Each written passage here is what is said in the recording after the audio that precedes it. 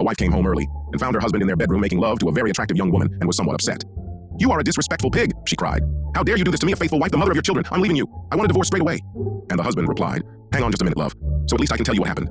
"Fine, go ahead," she sobbed, "but they'll be the last words you'll say to me."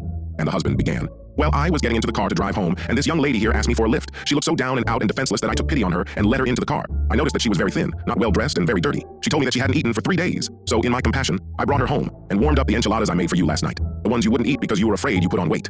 The poor thing devoured them in moments. Since she needed a good cleanup, I suggested a shower, and while she was doing that, I noticed her clothes were dirty and full of holes, so I threw them away. Then, as she needed clothes, I gave her the designer jeans that you have had for a few years, but don't use because you say they are too tight. I also gave her the underwear that was your anniversary present, which you don't use because I don't have good taste. I found the sexy blouse my sister gave you for Christmas that you don't use just to annoy her, and I also donated those boots you bought at the expensive boutique, and don't use because someone at work has a pair, the same.